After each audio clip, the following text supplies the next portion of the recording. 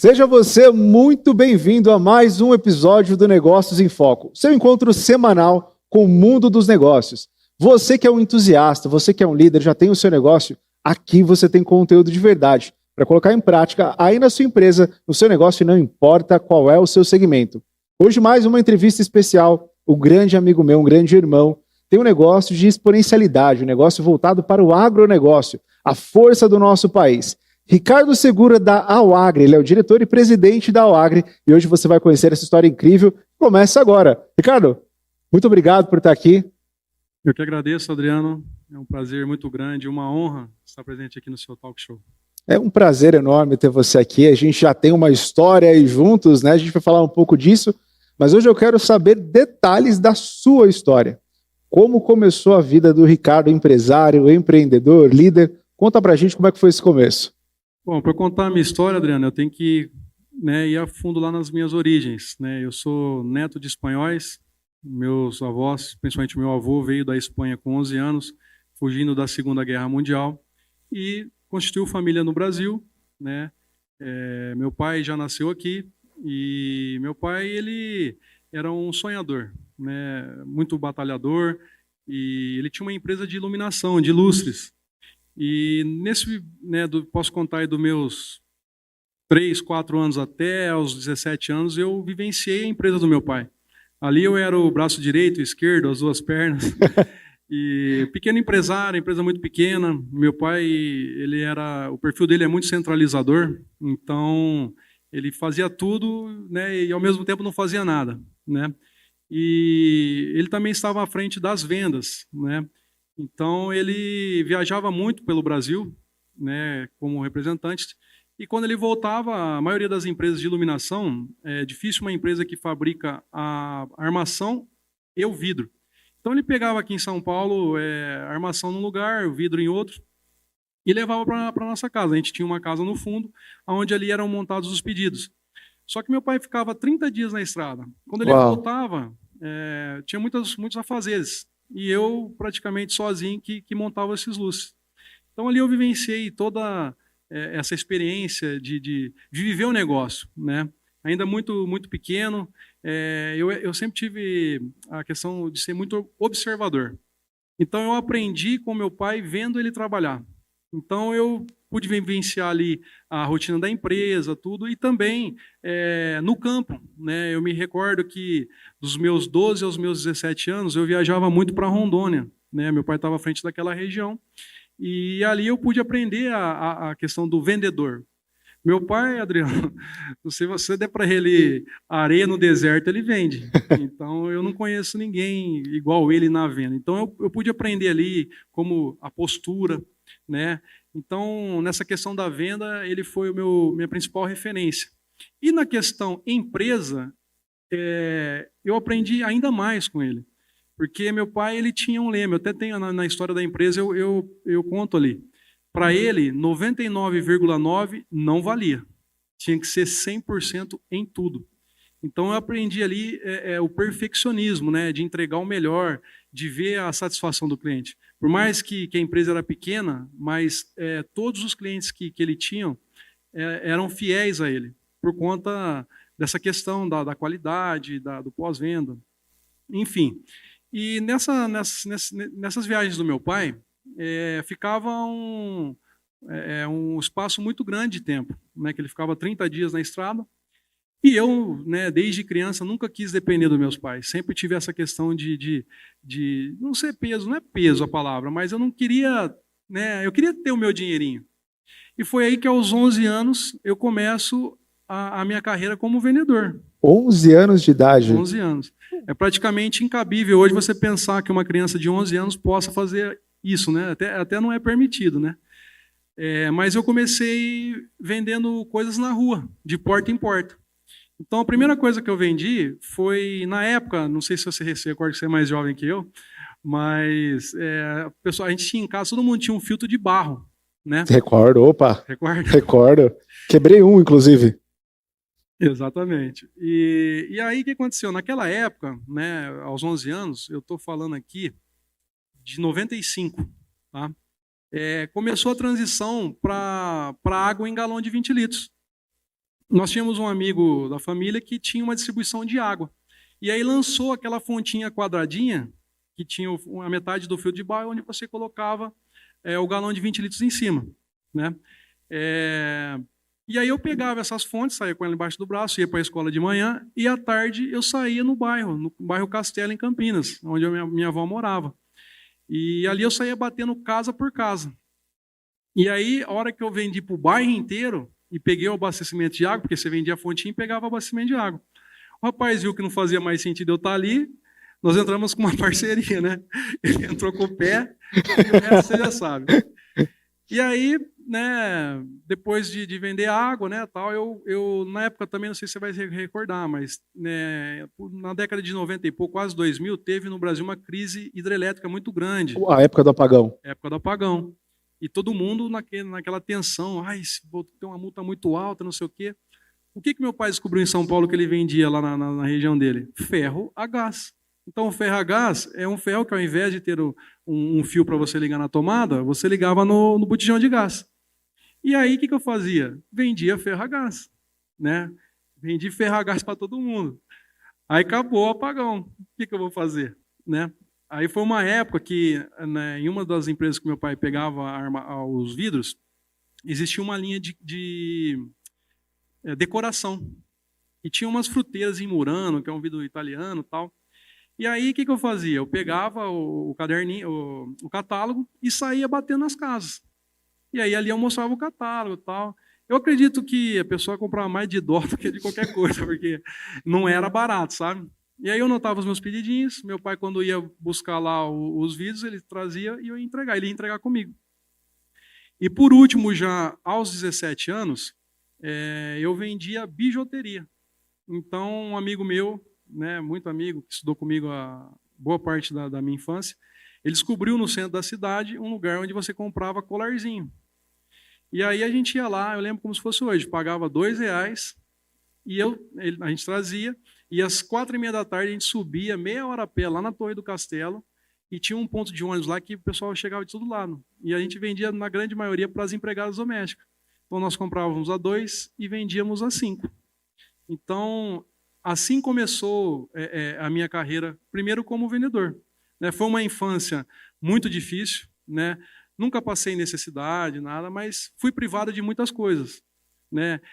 Deixando bem claro também que isso não me traz nenhum tipo de pesar. Por que foi? Não, porque eu tenho uma gratidão muito grande aos meus pais, meu pai e minha mãe, porque eles me deram mais do que eles tiveram e mais do que eles poderiam dar.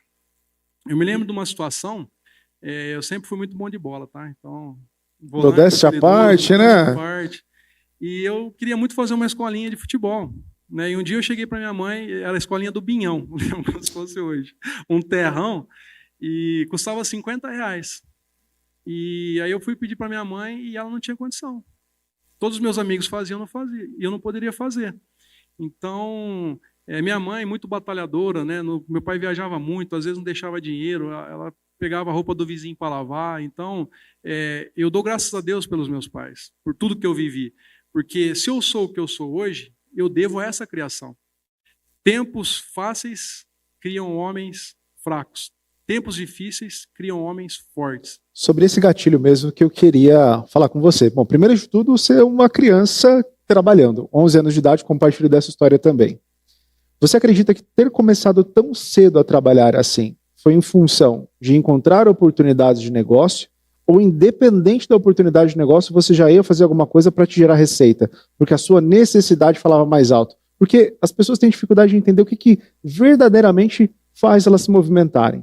Às vezes ela encontra uma oportunidade de negócio, mas ela não tem tanta fome, deixa passar. Outros têm fome e fazem as oportunidades independente que elas não existam. Como que é para você isso?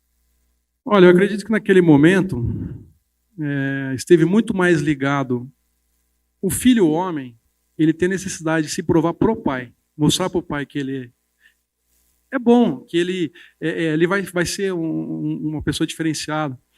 Então, eu acho que está mais ligado a isso, eu mostrar para o meu pai que eu era capaz, e também a questão de dependência. Eu queria a minha independência. Então, eu via meu pai e tal, eu falei, eu quero ser igual ao meu pai, eu quero ter meu negócio. E foi a forma que eu encontrei para começar alguma coisa. Criou suas Criei oportunidades. minhas oportunidades. E, logicamente, ter um dinheirinho ali para comprar uma balinha, um docinho, né? Legal, legal. Bom, essa fase então foi uma fase que te moldou. Moldou o seu caráter, moldou sua visão empreendedora, sua visão de negócios. Depois dessa fase, teve algum outro ponto importante aí na vida do Ricardo de negócios? De negócios, até essa fase, não. Após isso, eu entrei no quartel, no Exército Brasileiro, né? Sei que você também Prestamos serviço serviu, né? militar. Então, ali eu já tinha essa questão do perfeccionismo, de cumprir horários. Ali, isso aflorou muito mais em mim. Inclusive, eu deixo aqui essa dica, pais, apoiem seus filhos a prestarem o serviço militar, porque isso muda a vida do teu filho. Lá eles vão ensinar valores, conceitos, e às vezes nessa geração, do jeito que está, né, o mundo perdido, eu acho muito válido passar pelo serviço militar. Acho que você também concorda comigo. Concordo 100%. Então, essa fase do Exército foi uma fase muito boa. Né? Quando você está lá, você quer sair, né? Você não aguenta mais, rala demais. Mas quando você sai, você tem saudade, né? E aí, já voltando um pouquinho na história, aos 17 anos meu pai quebra a empresa de iluminação. Daqui a pouco eu vou tocar nesse assunto de novo, mas eu queria deixar isso claro. O mundo sempre dá voltas. Então não é porque você está num momento difícil hoje que amanhã vai ser igual. Né? O mundo ele dá voltas. Então, por que eu digo isso? Porque, já antecipando, já que eu dei essa deixa... Já deu spoiler, vamos colocar, né? Já vou... aquilo que foi fundamental para o meu pai quebrar é o que é o meu negócio hoje. A pessoa que mundo doido? O que quebrou meu pai é o meu negócio. O que quebrou meu pai? Mercado chinês. Hoje eu trabalho com importação. Então, na década de 2000, 2001, o mercado chinês entrou em peso no Brasil, no ramo da iluminação, fazendo com que mais de 80% das empresas nacionais quebrassem. Hoje, para você ter uma ideia, eu acredito que menos de 5% das empresas de iluminação são nacionais. Oh. E aí meu pai quebrou, né, durante 2 anos, nós passamos uma situação muito difícil, aí entra a força da minha mãe, a guerreira que ela é. Durante esses 2 anos a gente se sustentou com uma cesta básica e o salário dela é de professora. Então ela era professora e ela dava aula numa escola que ficava 10 quilômetros da minha casa. A situação era tão difícil que ela ia de a pé para economizar a passagem do ônibus. Então ela ia 10 quilômetros para ir e 10 só para voltar. E ali eu vi meu pai numa situação muito difícil para o homem, provedor, é muito difícil a situação. Né? E meu pai estava com 49 anos. Aí eu deixo mais um insight, né? Aos 49 anos meu pai se reinventou. Então muita gente acha que está velho, que não dá para começar. Não, comece. Né? Meu pai se reinventou aos 49 anos. E ele quebrou. Só que eu falo que meu pai é uma pessoa muito sábia. Ele não esperou ele ficar no menos 50, devendo, ele estava devendo, mas quando chegou no menos 5, ele percebeu, não, aqui já não dá mais. E aí ele resolveu encerrar. E aí nós passamos por essa fase, né? Muito difícil, sobrevivendo com uma cesta básica. Minha mãe gosta muito de artesanato, e ela fazia, aí entra também o vendedor, ela fazia sabonetinho de cheiroso, tal, e levava na escola e vendia na escola. Então, aos 17 anos também eu vendi, esqueci de mencionar isso, mas eu vendia sabonetinho, coisinha de cheiro para a professora, para meus coleguinhas lá. E aí, 2 anos parado, devendo muito, cobrança, luz cortada, não sei o quê. Meu tio apresenta, meu tio é de Bauru, né? Ele apresenta um japonês lá em Pirajuí, o seu Miyake. O seu Miyake, ele fazia um produto para matar formiga, à base de fipronil. O que é o fipronil? É um produto que você molha a formiga, ela vai para o formigueiro e contamina o formigueiro inteiro. Só que era um produto que não tinha registro, era uma embalagem que era um suco de laranja, com um papel escrito Formilix e uma fita grudada. E aí meu pai viu aquela oportunidade e entrou de cabeça. Então foi na semana que antecedeu a minha entrada no Exército. E aí, como que começou esse trabalho? A gente fazia trabalho de campo. Então entrava imagina que você está numa estrada, você vê uma estradinha de terra. A gente entrava e ia parando sítio por sítio oferecendo. E a primeira semana do meu pai, eu fui com ele. E aí meu pai estava, pô, filho, será que vai dar certo isso aqui? Pô, não sei, esse negócio aqui, né? Não sei e tal. Eu, não, pai, vai dar certo. E aí, imagina, você está quebrado. e de repente você começa a voltar todo dia ali com 50, 80, 100 reais, pô, já mudou o jogo. Sem contar que o sitiante, o homem do campo, olha, pode existir ser humano igual, melhor não tem. O carro, a hora que abria, voava galinha, mandioca, tudo que você possa imaginar, eles davam pra gente. Porco, loucura. Uma vez lá em Olambra, eu fui vender para um pessoal que mexe com rosa, eu voltei com um carro cheio de rosa. Eu falei, mas para quem que eu vou dar? Não tem namorado? Aí deu para minha mãe. Aí, Adriano, entrei no quartel, e aí vem o inimigo, né, de novo. Com uma semana, vem o oficial de justiça e leva o carro do meu pai. Eu lembro como se fosse hoje. Eu estava me preparando para entrar no período de internato do quartel. Eu lembro que eu cheguei em casa, meu pai estava sentado assim no quintal, quase chorando. Ele falou para mim, pô, filho, e agora? A coisa começou a dar certo e agora sem carro. Eu lembro que o Espírito Santo falou comigo naquela hora e eu fui muito sábio nas minhas palavras. Eu falei, pai, mais tem Deus para dar do que o diabo para tomar. Amém. Nós vamos conseguir, nós vamos para cima. Nome meu pai não tinha. Eu com 18 anos, sem renda, você lembra do seu soldo, Adriano? Do meu sogro? Soldo. Soldo? O soldo na minha época acho que era R$400. 485. Na minha era R$153. 153. 153 reais. Como que eu aprovo um financiamento com soldo? Soldo, para quem não sabe, é o salário que o soldado recebe. Como que você aprova um financiamento com um salário desse? Eu sei que meu pai foi lá e tal e passou. Então, de novo, Deus agindo na nossa vida, porque se não fosse por ele, eu não teria conseguido financiar. E ele financiou um Uninho 96. A gente apelidava ele de esqueci agora, cicatriz. Ele era todo marcado, tá? Enfim. E aí meu pai começou. Eu lembro que meu pai, o quartel ficava a uns 40 minutos de casa. Ele foi lá, eu estava no período de internato, ele entrou lá para eu assinar o contrato. E ele pegou o carro e começou. E aí, nos finais de semana eu fazia isso. Eu pegava o carro e também ia exercer essa função aí. Ganhar meu dinheirinho ali para completar, né? O meu primeiro tênis de marca foi aos 19 anos, quando eu comprei um Nike. Eu lembro como se fosse hoje. Um Nike, e não foi um Shox, foi um Air Max. Porque até então eu usava um tênis lá de R$30, um papelão. Quantas vezes eu usei, eu jogava bola, né? Então furava o sapato, e meus pais não tinham dinheiro para comprar outro. Eu colocava um papelãozinho, ia até rasgar o papelão. Aí rasgava o papelão, rasgava meu pé, eu colocava um band-aid ali, colocava um papelão, até que minha mãe conseguia comprar outro. Saindo do quartel, eu começo a fazer esse trabalho. Então, durante quase 2 anos, eu exerci essa função de fazer trabalho de campo. Então, ali eu visitava ali 20 sítios por dia, né, encontrava 18 e vendia para 16. 2 era o famoso Tomé, né? Só acredita vendo. Por quê? Era um produto inovador. Foi aí que também, daqui a pouco vai fazer sentido, foi quando eu tive a primeira experiência com a inovação. E eu sou apaixonado por inovação. Porque esse produto era um produto inovador. Como que se matava a formiga naquela época?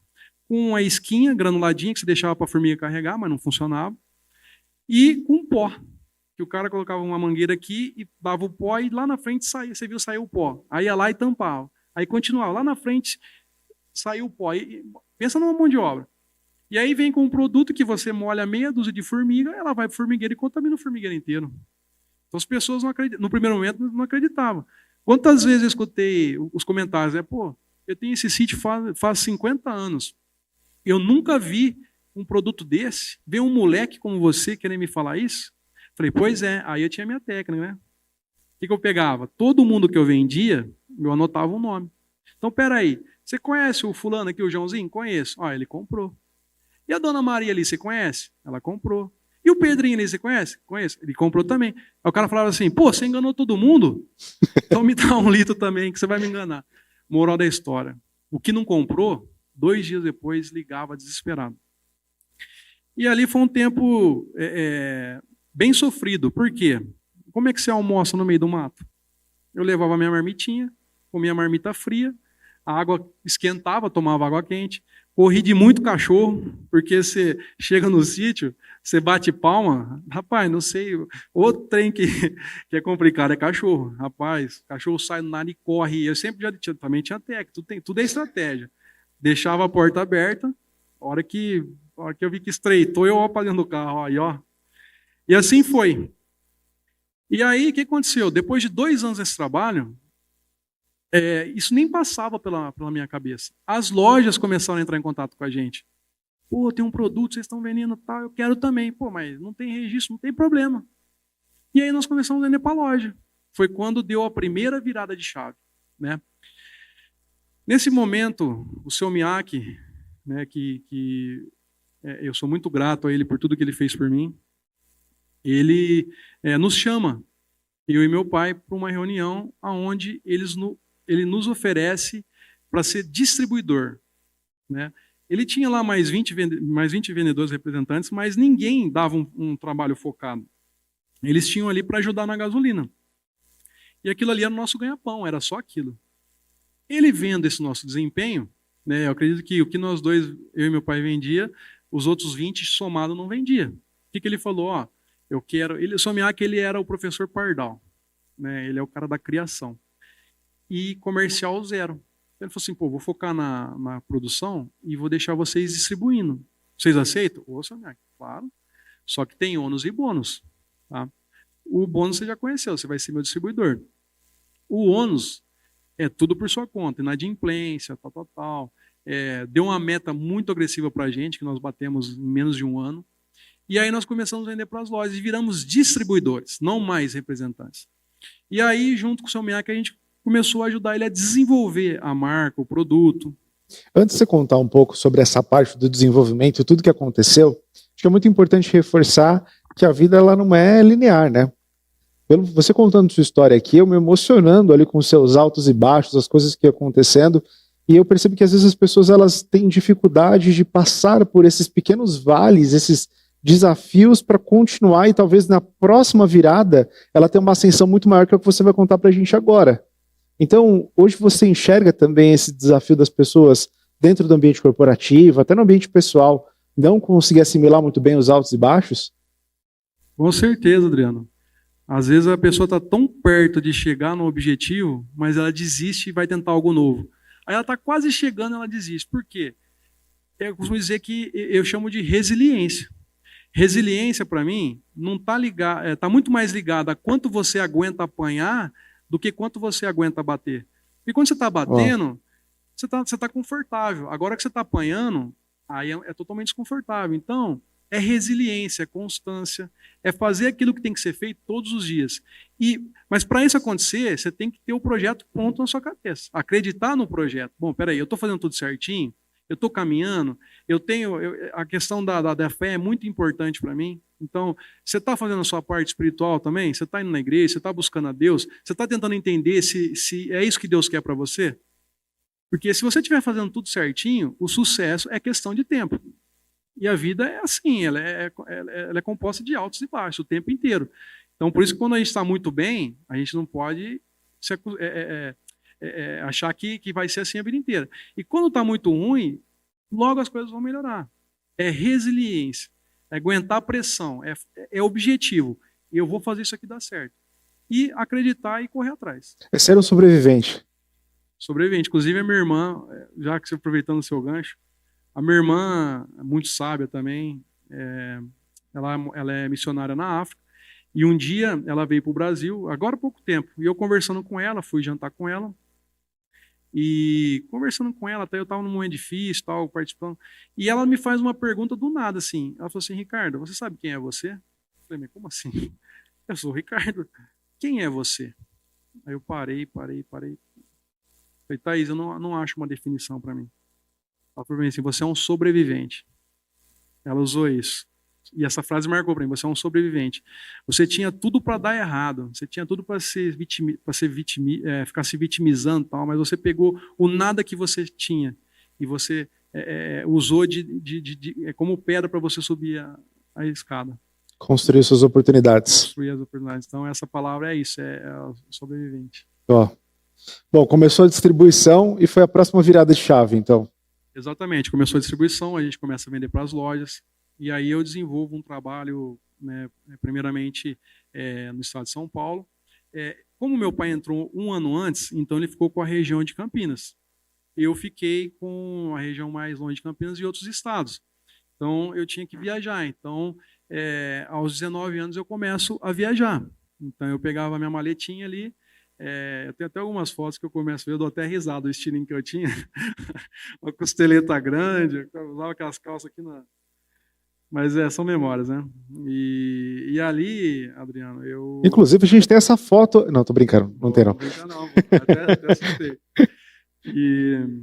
E aí eu me vi totalmente longe da minha família, né? Eu sou um cara muito família. E eu chorava muito nesse começo. Não vou falar que eu nunca tive vontade nunca pensei em desistir, mas a vontade de vencer na vida era muito maior. E eu sabia que a oportunidade era aquela. Então eu comecei a viajar, ficava uma semana, 2 semanas longe. E a coisa foi acontecendo. E a notícia foi correndo. E cada vez mais as lojas procuravam. Agora já não era mais aquela embalagem, aquela fita colada, já era uma embalagem mais bonita. Tal. A gente trabalhou no marketing da empresa, com folheto e tal. E aí o negócio explodiu, né? A marca ficou muito conhecida. E só que nós tivemos um grande problema. Como o seu Miyake ele tinha uma agropecuária e criou o produto sem querer. Como é que ele criou esse produto? Ele morava numa chácara e a filha dele era alérgica e não podia com os produtos para matar formiga. Tinha muita formiga lá. E aí, brincando, ele descobriu e fez esse produto. Então, ele não era um laboratório. Então, demorou muito para registrar o produto. Então, era um produto legal. A gente trabalhou por mais de 10 anos com um produto legal. Né? O que é ser legal? Não era registrado na Anvisa. Então, teoricamente, não se poderia vender nas lojas. Mas, como era tão bom e era inovador, as lojas queriam comprar a todo custo. E, nesse momento, a gente começou a expandir bastante, né? Começamos a vender para as lojas e as coisas foram acontecendo. Só que demorou muito essa questão do registro, né? Por ele não ter laboratório, para ele começar um processo do zero, na época demorava coisa de 6, 8 anos. Então isso impediu muito do crescimento. Até o momento, e aí, só fazendo, não posso deixar de mencionar também uma pessoa que eu tenho um carinho muito grande, que é meu tio, que é a minha inspiração para importação. Ele, ao mesmo tempo, ele também, meu pai colocou ele no ramo da iluminação, e ao tempo que meu pai estava quebrando, meu tio estava indo para a China. Meu tio é 6, 7 anos mais novo que meu pai, e ele virou importação de iluminação, e ele explodiu. Da onde vem o projeto de importação que eu vou falar daqui a pouco? Vem de ver o meu tio prosperando, né? Então, eu não queria o que o meu tio tem, porque isso chama inveja. Eu queria ser como o meu tio, eu queria ter uma empresa. Eu ia no barracão dele, eu ficava deslumbrado. Nossa, um dia eu quero ter uma empresa. Então, foi assim que foi uma das figuras que eu tenho como referência. Te fala importante fazer essa citação, né? Porque no ambiente empresarial, a gente acaba vendo muitas pessoas prosperando, e às vezes numa velocidade mais rápida que a nossa. E existem pessoas que confundem os sentimentos e têm esse desafio de não é uma inveja, mas uma inspiração. Não é um copiar, é fazer uma modelagem. A sua intenção faz valer as suas ações. Se a sua ação ela é uma ação positiva, que foi o seu caso de ter uma inspiração, valeu a sua ação de querer modelar e criar um modelo de negócio com as mesmas diretrizes que seu tio tinha. Você não quis derrubar o seu tio, pelo contrário. Se inspirou no modelo de negócio dele. Então isso, acho que é muito importante a gente ressaltar a diferença, né, entre os seus sentimentos e as suas ações. Perfeito, eu uso muito essa palavra, modelagem. Eu modelei o meu tio, né? O que ele está fazendo para ser bem-sucedido, né? O que ele fez para chegar até aqui. Então, queria deixar até um abraço para o meu tio, queria dizer que eu amo o senhor, que o senhor é uma referência muito forte para mim e me ajudou muito no começo da minha empresa. Então, eu devo a Deus e muito ao senhor por todas as dicas que o senhor deu para mim. Muito obrigado. Então, Adriano, em 2013 eu casei, né? E você sabe, né? Quando a gente casa, o negócio estreita, né? Então, na casa do pai, da mãe, tranquilão, né? A hora que queria, sua mãe, faz aquele negocinho para mim lá, tal. E aí casei e tal, e as contas apertaram. E o produto, né, que é o Farmilix, e hoje chama Farmiac, em homenagem ao criador, ele não registrava, estava demorando muito. Você lembra uma época que tinha umas denúncias no Fantástico? Os caras chegavam lá, tal. Cara, eu tinha pesadelo com aquilo. Eu falei, Uma hora os caras vão chegar na fábrica lá, vão lacrar e tal. Repórter secreto, não era? Era tipo alguma coisa assim. E eu tinha pesadelo com aquilo. Falei, meu, já pensou? Tô 10 anos aqui já, e chega lá e fecha tudo. Eu vou fazer o quê? Preciso buscar um plano B. Foi aí que despertou essa questão de eu buscar também algo. Falei, pô, não posso ficar dependendo disso aqui. E aí eu cheguei pro meu tio e falei, tio, eu já tinha experiência com iluminação na minha infância. Falei, tio, sabe que você não tem uma vaguinha para mim aí de vendedor e tal? Meu tio falou, pô, filho, o Brasil todo já tem representante. Tá? Pô, mas tio, mas não tem nenhum. Pô, mas tem um estado aqui, estado de Minas, mas é o pior estado do Brasil. Está do lado de São Paulo, a concorrência é alta, tal, já se passaram muitos vendedores lá e não sei se vai ser bom para você. Falei, tio, posso tentar? Ele falou, pode. E aí, em março de 14, eu casei em maio de 13. Em março de 14 eu começo ter uma dupla função, vendendo, né, o produto e vendendo também lustre. Só que a questão também é o foco, a gente tem que ter foco. Então eu fazia uma viagem com iluminação e uma viagem com defensivo. Porque eu poderia conciliar os dois. Eu falei, pô, vai chegar uma hora que eu vou chegar no material de construção e vou oferecer o Formilix. Vou chegar na agropecuária e vou oferecer luz. Eu falei, não, é foco. E aí, Adriano, foi um momento muito difícil na minha vida, psicologicamente falando. Né? Aí que entra a resiliência. Imagina, casado de novo, né? Em 2014, eu acredito que eu viajei entre 9 e 10 meses do ano. No começo do casamento, para facilitar. No casamento. Então, eu ficava 3 semanas viajando, voltava, ficava uma semana em casa, 3 semanas na estrada, uma em casa. E foi muito desgastante para mim. Mas eu entendi que eu precisava fazer aquilo. E aí, moral da história, eu trabalhei 3 anos com meu tio. 2014, 15, 16. Por que 3 anos só? Porque em 15 registrou o produto. E aí eu cheguei no final de 15, falei pro tio, eu agora registro, né, o produto e tal, e agora eu consigo expandir para o Brasil todo. Naquele momento eu entendi que seria melhor para mim. E ele me fez um pedido, falou, ele me chama de filho, né? Filho, você não pode ficar mais um ano? Porque agora essa região, aquela região que ninguém ficava, no ano de 2015 eu fui o terceiro melhor vendedor dele, de mais de 20. Né? E aí já estava representando um volume bom para ele. E ele falou, você não pode ficar mais um ano? E eu já estava com a cabeça em outro projeto, mas eu falei, eu não posso deixar ele na mão. E aí eu fiquei mais um ano, no ano de 2016. A gente não pode esquecer de honrar aqueles que nos estenderam a mão. Então eu não podia deixar ele na mão naquele momento. E aí, a partir de 16, 14, 15, 16. E aí eu começo, em 17, me dedicar somente a desenvolver esse produto. E aí eu viajei o Brasil inteiro nesse ano. Eu ia fazer um trabalho de abertura, ia para outro estado, outro estado. E aí, em 2017, foi quando nasce a Segura Agronegócio. 2017, não, perdão, ela nasceu em 18, mas 2017 foi quando eu tomei a decisão de criar a minha empresa. Eu tinha esse desejo na alma apesar de ser um distribuidor, eu queria criar um meu negócio. E foi aí, só para também explicar um pouquinho aqui essa relação minha com meu pai na questão desse produto, nós pegávamos na fonte, ele tinha os clientes dele e eu tinha os meus, a gente nunca foi sócio. Quando surgiu o projeto China, eu falei decidi, já tinha muitos anos que eu queria ir para a China porque eu estava modelando meu tio, aquela sementinha estava no meu coração. Mas aquele negócio, pô, não tem dinheiro hoje. Ano que vem eu vou, ano que vem eu vou. Eu sei que eu estava postergando isso uns 3, 4 anos. Em 17 eu falei, esse ano eu vou, com dinheiro ou sem dinheiro eu vou. Aí minha esposa falou para mim, mas você vai mesmo, tal, não é o momento. Eu falei, não, esse ano eu vou. Aí cheguei pro meu pai e falei, pai, e aí? Tô indo para a China e tal. Aí meu pai não tinha condições no momento e também não se interessou muito. Eu falei, então, Deus sabe o que faz, né? Eu precisava ir sozinho.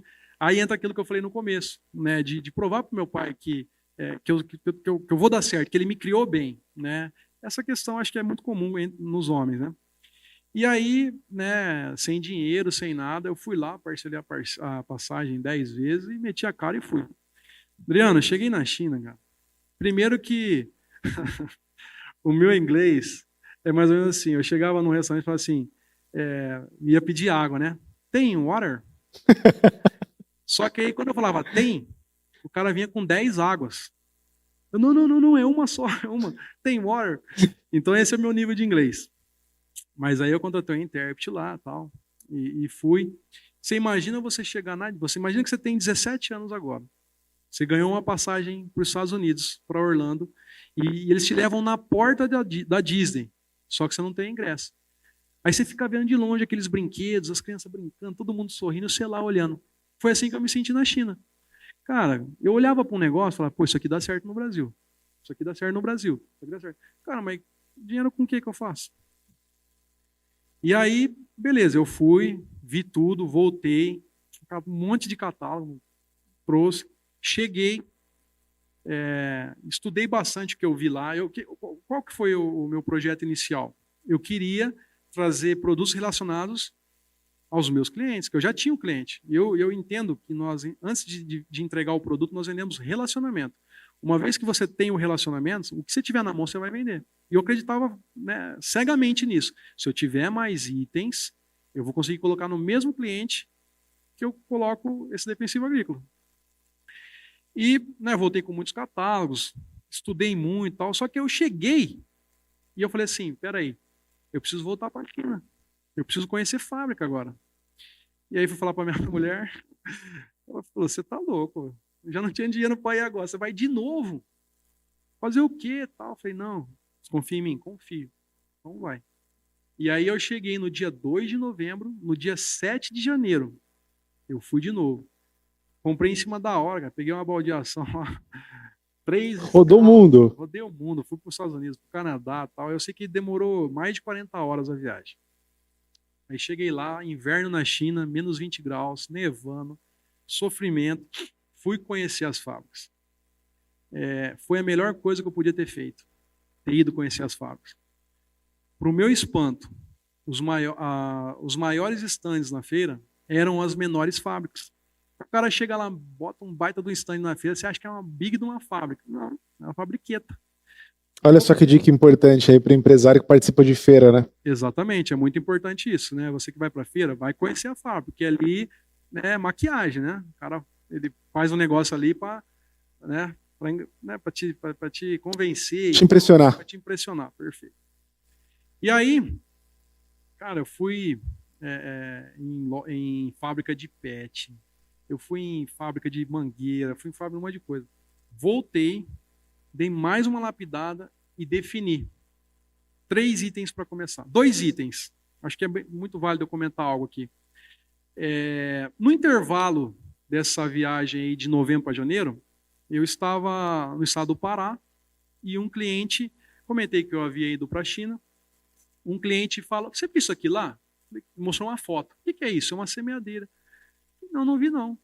Cara, isso aqui está estourado no Brasil, ninguém tem, só tem uma empresa que fabrica semente, produz semente, e ele só vende esse equipamento para quem compra a semente deles. Né? Eu falei, caramba. Aí eu tirei uma foto. Aí que está a questão da oportunidade. A oportunidade ela pode passar uma vez só, pode passar 10, mas eu vi a oportunidade passando, eu montei nela. Às vezes, Adriana, a pessoa espera, eu costumo dizer isso muito pro meu time, tá? A pessoa espera, tem 3 coisas que não voltam. A palavra dita, a flecha lançada e a oportunidade perdida. Então, às vezes, a pessoa fica esperando passar aquele cavalão branco, selado, bonitão, fortão, e ela perde outras pequenas oportunidades. Né? Então, às vezes, passa um pangarezinho ali, gruda nele, entendeu? Alimenta ele, leva no médico, quem sabe não vira um pangarezão, não é verdade? Então, essa questão da oportunidade. Eu vi aquilo lá, eu falei, pô, peraí, se o cara está me falando, né, tem algum sentido. Quando eu vou para a China, foi muito difícil, mas eu encontrei esse produto lá, não tinha visto na feira. E foi a primeira linha, o primeiro item da linha de semeadeiras e plantadeiras que eu trouxe, que hoje é o meu carro-chefe. Tá? E aí, né, volto, tenho ali 3 itens já escolhidos, e eu orei, pedi para Deus, essa empresa surgiu no seu coração antes de surgir no meu. O dia que for da tua vontade, essa empresa vai existir. Fechei tudo, Adriano, coloquei dentro do meu armário e esperei 7 meses, orando, buscando a Deus, ó Deus, se for da tua vontade, faz a sua vontade e tal. Um belo dia, um primo meu, que mora na Inglaterra, me liga. Detalhe, eu tenho 30 primos, tá? As pessoas falam, existe coincidência. Eu não creio em coincidência. Eu creio em Jesus-cidência. Esse primo me liga e fala, primo, beleza, tal, estou me separando da minha esposa.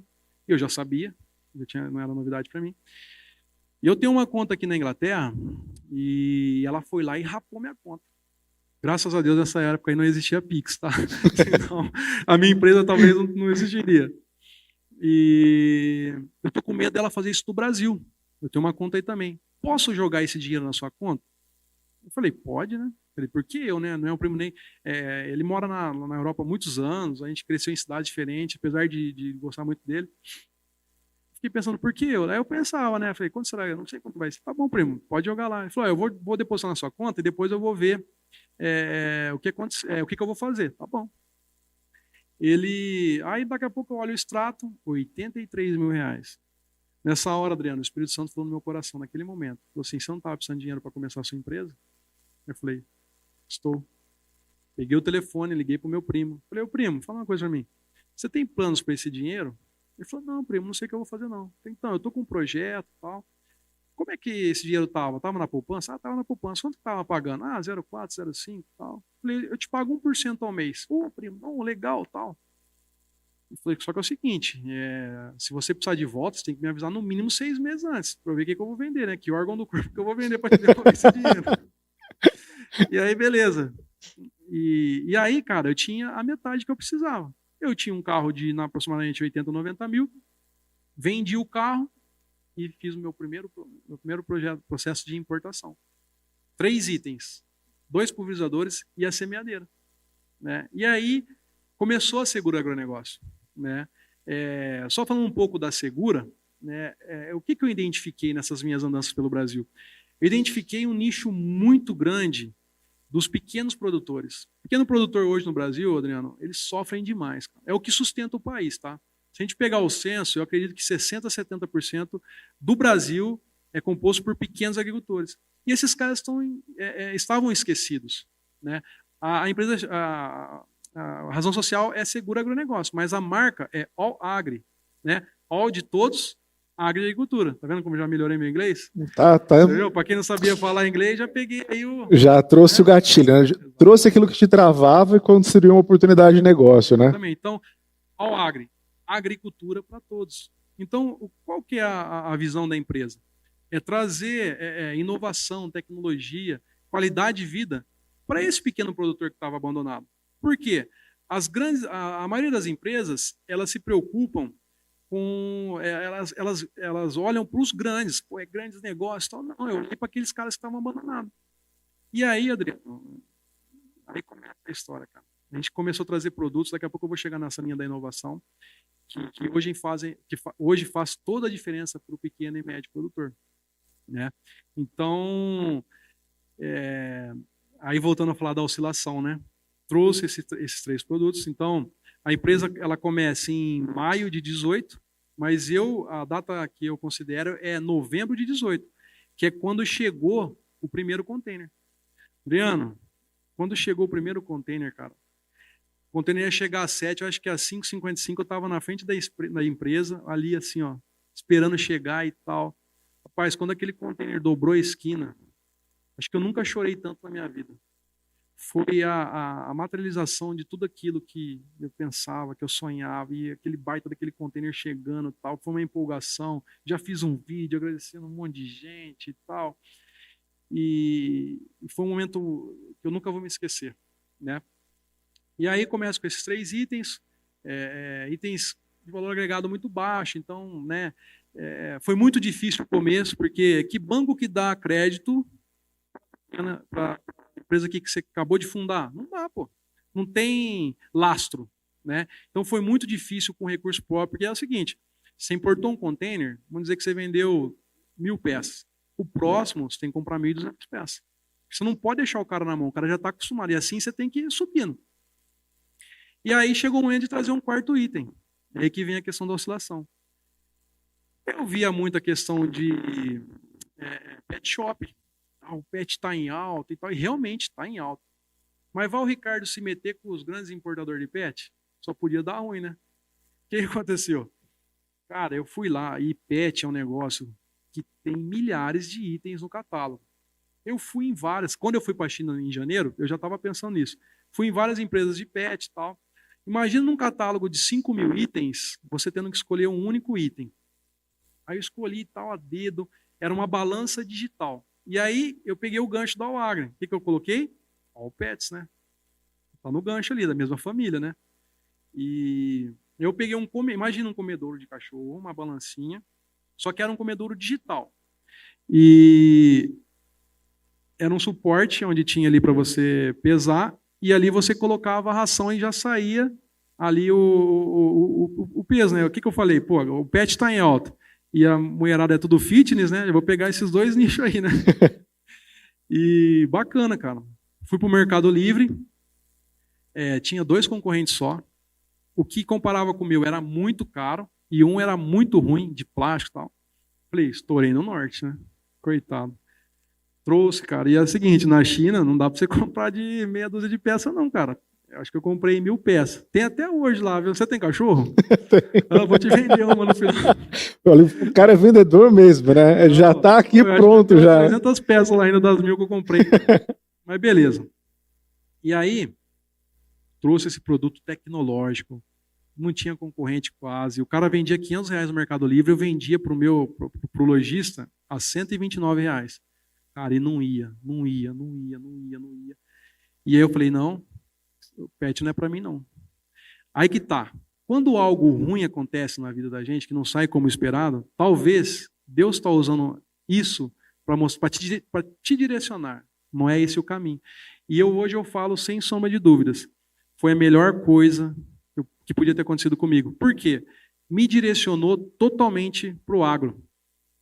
E aí, como eu sou um cara que, né, quero entender o porquê de tudo, eu falei, caramba, por que não deu certo? Aí eu fui buscando, trabalhando no meu mindset, né? Fui buscando. Ah, já sei. Rodando TOTS, perdão.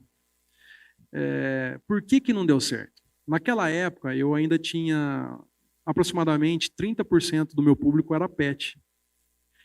Só que, cara, aí eu fui buscando tal. Por isso que eu acreditei que o pet daria certo, porque eu tinha uma fatia boa. Só que aí eu falei, peraí, desses 30%, quantos por cento estão em grandes centros? 5%. 25% estão no interior. Cara, no interior o cara amarra cachorro com linguiça. Você entendeu? Você acha que o cara vai pagar? O cara corta uma lata ali e dá pro cachorro. Vai pagar som. E aí foi por isso que não deu certo, mas foi a melhor coisa que podia me acontecer por conta disso, né? Me direcionou para o agro. E aí eu entrei de cabeça. E aí acontece a terceira virada de chave na minha vida e a primeira virada de chave na Alagre. Nessa virada, Adriano, nós crescemos 250% no ano. Uau. Então, como é que foi isso? Em 2019 eu volto para a China já com uma bagagem melhor e maior, com tudo que eu estava vivenciando. E eu descobri, eu falei, poxa, eu preciso crescer na linha de pulverizador e na linha de plantadeira. Plantadeira e semeadeira só tinha uma. E aí eu descobri algumas plantadeiras lá, eu via, tinha muitos estandes na feira. E eu ficava olhando para aquilo, ficava impressionado, meu, isso aqui vai arrebentar no Brasil. Isso aqui é, cara. E eu assim, tá hipnotizado. Aí eu perguntei para a chinesa, para várias. Nenhum brasileiro se interessou por esse produto? Elas falaram para mim, muitos. Mas na última hora, eles desistem. Aí eu que já estava com o pé atrás, por conta do pet, né? Eu falei, meu Deus, não posso errar de novo, né? Porque se eu errar de novo, estou morto. E aí eu orei, senti paz no meu coração, falei, é isso. Adriano, meti a cara, trouxe 3 itens inovadores, né? E o primeiro ano foi muito difícil colocar isso no mercado, porque o agricultor, na grande maioria, eles são conservadores. Então, até eu conseguir provar para eles que aquilo lá realmente funcionava. Só para o pessoal entender melhor, você lembra o pessoal que plantava na matraquinha? Você já viu falar da matraca ou não? Não ouvi ainda.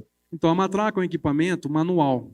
O pessoal planta milho, feijão. Você precisa fazer 3 movimentos. Você tem que bater ela no chão, abre e fecha. Você bate para perfurar o solo. A hora que você abre, a sementinha cai. Aí você fecha, tira.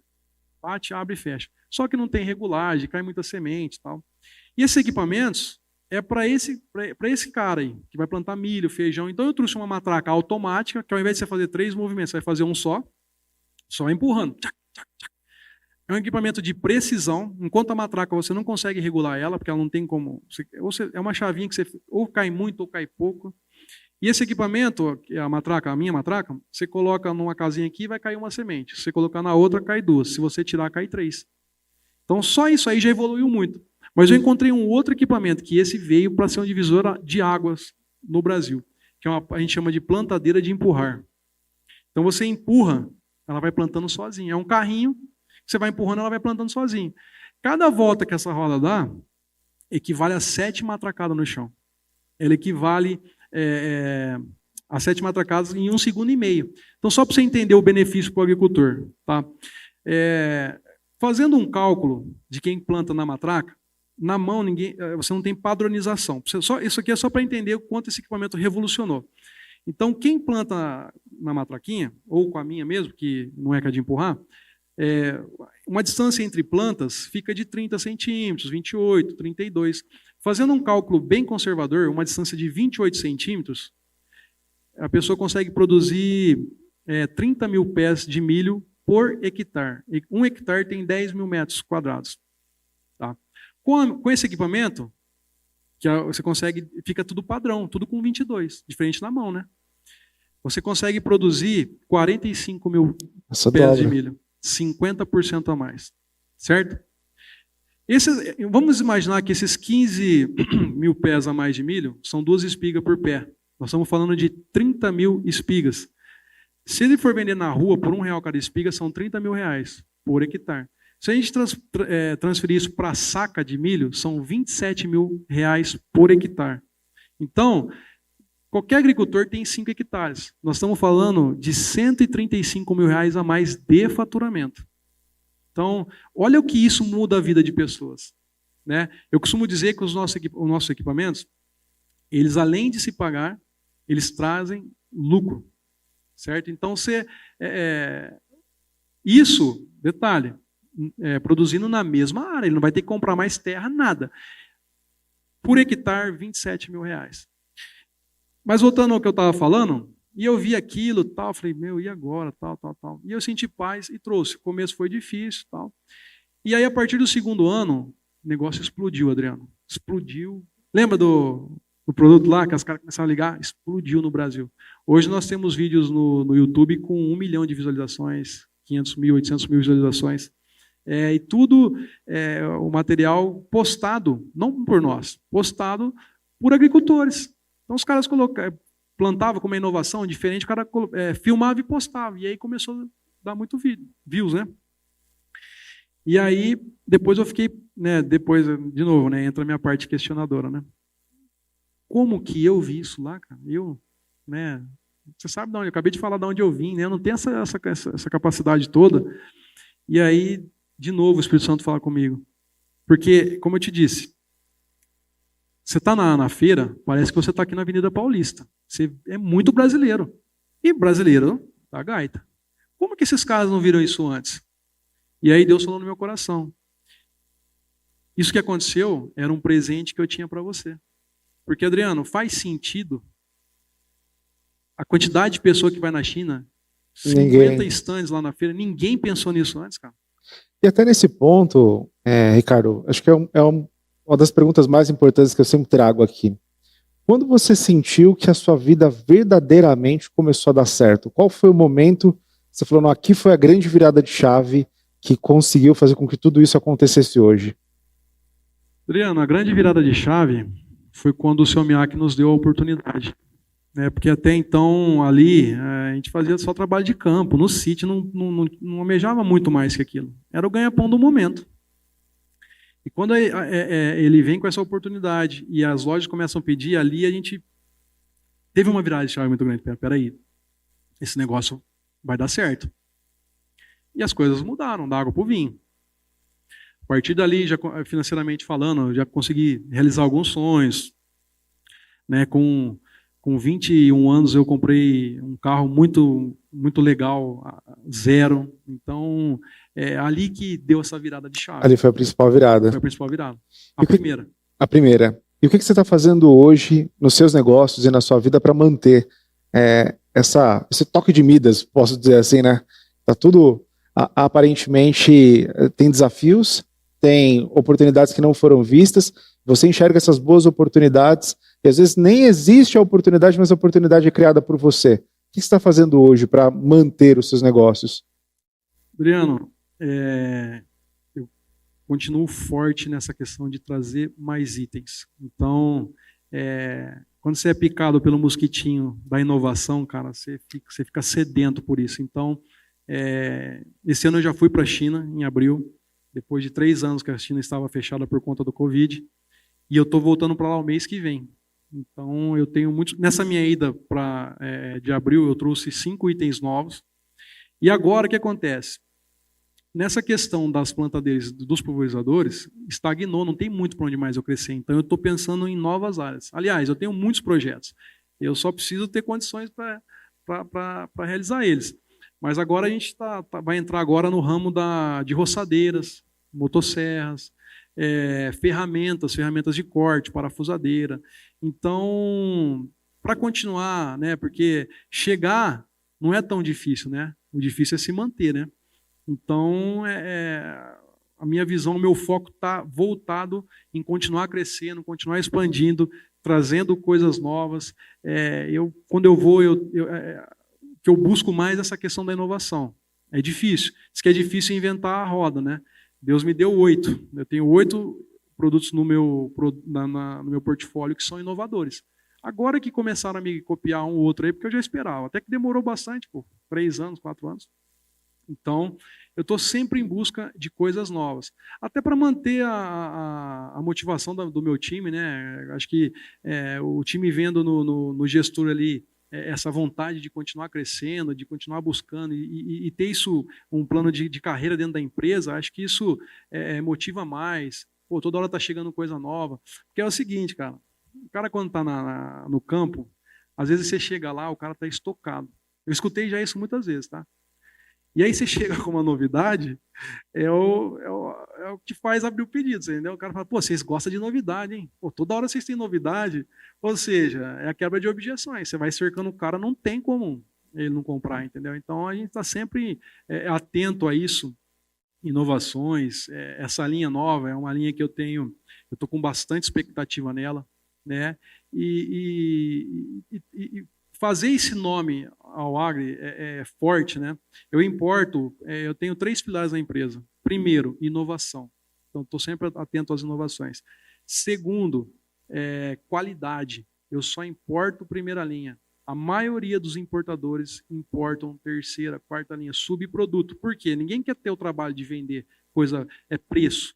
Eu não tenho o melhor preço do mercado, mas eu tenho um dos melhores produtos. Então eu tenho essa questão. Aí eu aprendi lá atrás, né? Lembra que o 99,9 não bastava? Vem daí. Então eu só importo primeira linha. Os produtos que eu importo são vendidos para a Europa, Estados Unidos. Então, e o terceiro pilar é o pós-venda, né? Pós-venda para mim é muito importante. Eu tenho um grande amigo, né, o Cido, que ele fala que quando surge um problema, ele agradece. Porque é a chance dele mostrar para o cliente dele quem ele é. Porque quando você está tirando um pedidão lá, legal, né? Agora, e quando dá um problema? Não, isso aí na Clara a gente não cobre. Tá? Então, quando tem um problema, é a chance da gente mostrar para o nosso cliente que ele pode contar com a gente. E estreitar muito mais as parcerias, né? Queria te pedir agora, nessa nossa reta final desse episódio, sei que tem muitas histórias ainda para contar, conheço sua história um pouco mais a fundo, né? Então eu sei que tem muita coisa ainda. Quando você voltar da China, o Negócio em Foco vai estar aberto para você falar um pouco do que viu na China, Obrigado. Das inovações, das novidades. Mas eu queria que você, olhando para aquela câmera ali, desse uma dica para os empresários, para os líderes, para os donos de negócio, para as pessoas que querem. E aí tem um ponto que você falou ao longo do processo que eu achei muito importante. Você decidiu empreender. Tem pessoas que têm vontade de empreender, vontade todo mundo tem de um monte de coisa. A decisão é diferente. Então, às vezes, para a pessoa que está querendo empreender, mas não decidiu ainda, que dica que você pode dar para essas pessoas? Bom, a dica que eu dou para você que está nos assistindo, que tem vontade de ter uma empresa, né, de empreender e de ter uma vida melhor e proporcionar uma vida melhor para os seus familiares, a primeira coisa que eu falo para você é se coloque no caminho. Às vezes a gente espera ter condições. Não, comece hoje. Daqui 2, 3 anos você vai se arrepender de não ter começado hoje. Então, se coloque no caminho. Né? Não importa a velocidade que você está. Né? Estando a 2 por hora ou a 20 por hora, o importante é chegar. Né? Como eu disse há pouco, a resiliência ela é muito importante. Fácil não é. As adversidades vão vir para te estimular, para fazer você parar, mas não pare. Constância, tenha constância. Né? Não é todo dia que você vai acordar motivado. Não é todo dia que você vai acordar com vontade de fazer. Constância tem a ver com você fazer todos os dias. Né? Ninguém sobe uma montanha sem subir os primeiros 10 metros. Caminhe um pouco por dia. Vai no seu ritmo. Vá fazendo. Busque autoconhecimento. Né? Hoje a gente vive num momento tão difícil, né? Acho que todo mundo fala isso, que é a questão de mão de obra. Né? Qualquer pessoa que faz um pouquinho de diferença, essa pessoa se sobressaia. Então, não desista dos seus sonhos. Né? Tenha claro na sua cabeça qual é o seu propósito. Né? Uma vez que você encontra o seu propósito, fica tudo mais fácil. Né? Então, essa é a dica que eu dou para você. Né? Às vezes você está aí, poxa, estou desanimado, minha vida está um saco, não sei o que, as coisas não acontecem. Mas você está fazendo a sua parte? Né? Você está orando, você está pedindo direcionamento de Deus, será que é isso que Deus quer para mim? Né? Dobra o joelho no seu quarto, fala com Ele, fala, Deus, uma conversa simples como nós estamos tendo aqui. Deus, é isso que o Senhor quer para mim? Eu estou no caminho certo? Seja feita a tua vontade.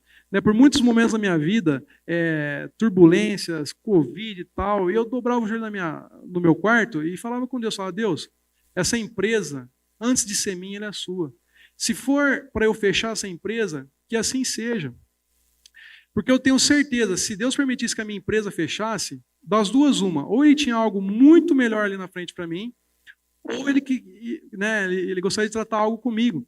Então, eu nunca perdi uma noite de sono. Porque uma vez que você está fazendo certo, está fazendo o seu melhor. O Cortella, ele tem uma frase que eu gosto muito, que ele fala o seguinte, está fazendo o possível ou o melhor? Não é o melhor do mundo. Se for o melhor do mundo, ok, mas é o seu melhor na condição que você tem, enquanto você não tem condição de fazer melhor ainda. Então, faça o seu melhor hoje. Não importa o que você esteja fazendo, né? Você não está sendo visto, você acha que não está sendo. Mas, às vezes, o seu patrão não está te vendo, mas alguém está te vendo, você vai ter uma oportunidade. Agarre as oportunidades com unhas e dentes. Não espere o cavalão branco passar, não. Às vezes é a oportunidade, você vai fazer essa oportunidade melhor. Né? Então, basicamente isso. Uau! Bom, isso acho que vai inspirar toda a nossa audiência. A sua história é uma história surpreendente. Eu sou honrado demais em fazer parte dessa história, me sinto feliz por isso. Conheci o Ricardo num processo de desenvolvimento pessoal, a gente estava na mesma formação, então demonstra o empresário que você é, que busca desenvolvimento. Seu time é um time de garra, é um time de força, é um time de vontade, com certeza essas pessoas são inspiradas em você pela sua liderança, o quanto líder ela é importante para o negócio, você é esse líder que veste realmente essa camisa, a camisa da sua empresa, mas a camisa da vida do seu time. Eu vejo o carinho e a preocupação que você tem com cada pessoa que está dentro da UAGRE hoje, o que me inspira, o que me motiva e que me faz ficar ainda mais feliz da gente trabalhar juntos. É isso, eu que agradeço, né, Adriano, por estar aqui com você. Mas se me permite deixar um recadinho para você? Claro. Primeiramente, eu gostaria de agradecer, né, a Deus e também a todo esse time maravilhoso que eu tenho. Né? Se eu estou sentado hoje aqui, né, com essa pessoa genial que é o Adriano, é por conta de vocês. Né? Essa empresa ela só existe porque vocês estão nela, porque eu vejo o empenho de vocês, a dedicação. Né? Falando agora diretamente para os representantes, eu sei o quanto é duro ficar longe de casa, longe da família. Então, se hoje nós colhemos os frutos que nós estamos colhendo, é graças a vocês. Então, eu não estou sozinho aqui, eu estou aqui porque vocês me ajudaram a estar aqui. O meu time interno que está ali. Adriano, eu tenho colaboradores, cara, que às vezes chega às 7 horas da manhã, eu falo, mas o que vocês estão fazendo aqui? Não precisava umas coisas para adiantar, já estão aqui. Então, o comprometimento, o nível de comprometimento. Então, eu sou imensamente grato a vocês, né, por tudo que vocês fazem pela empresa, por mim, e eu tenho certeza, como eu sempre falo a vocês, acreditem no projeto. Uma vez eu li um livro, Adriano, do Paulo Lemann, Sonho Grande, e ele falava o seguinte, para você ser um milionário, você tem que deixar alguns milionários pelo caminho. Então, esse é o meu objetivo, né? Ser bem-sucedido e deixar muita gente bem-sucedida. Aqueles que estiveram comigo desde o começo, né, que roeram o osso comigo, a hora que chegar o momento da gente comer o filé mignon, vai estar todo mundo comigo. Então, acreditem ainda mais, a gente tem muito para crescer, muitos projetos, e aqueles que persistirem, que vestirem a camisa, eu tenho certeza que vocês não vão se arrepender. Bom, e tem que falar também, né, que hoje é o dia do seu aniversário e você está aqui com a gente, então meus parabéns em meu nome, em nome de toda a equipe do Negócio em Foco. Obrigado por essa conversa, de verdade foi muito especial. Espero que você esteja com a gente muitas outras vezes. E você que está aí em casa, se você quiser conhecer um pouco mais a fundo da OAGRE, todas as redes sociais do Ricardo, da OAGRE, estarão aqui na descrição do nosso vídeo. Se você quiser conhecer o Negócios em Foco, nosso Instagram também está aqui com o nosso perfil. Vai lá no nosso Instagram, começa a seguir a gente. E se você quiser assistir ao vivo uma entrevista como essa aqui do Ricardo, aqui em Alphaville você também pode. Nós estamos abertos para você assistir as entrevistas ao vivo. Adriano, quero mandar um presente para vocês. Também está o nosso endereço postal, pode mandar um presentinho para o Negócio em Foco. Se você ficou aqui até agora, não se esqueça de se inscrever no nosso canal, de deixar o seu like e o seu comentário sobre essa história incrível do Ricardo. Ricardo, mais uma vez, muito obrigado. Foi incrível ter você com a gente. Adriano, muito obrigado, né? É o meu aniversário hoje e eu não poderia comemorar de maneira melhor. É um prazer muito grande estar com você aqui, compartilhar a minha história e sempre que quiser me convidar, eu estou à disposição. Vai ser um prazer sempre. Obrigado.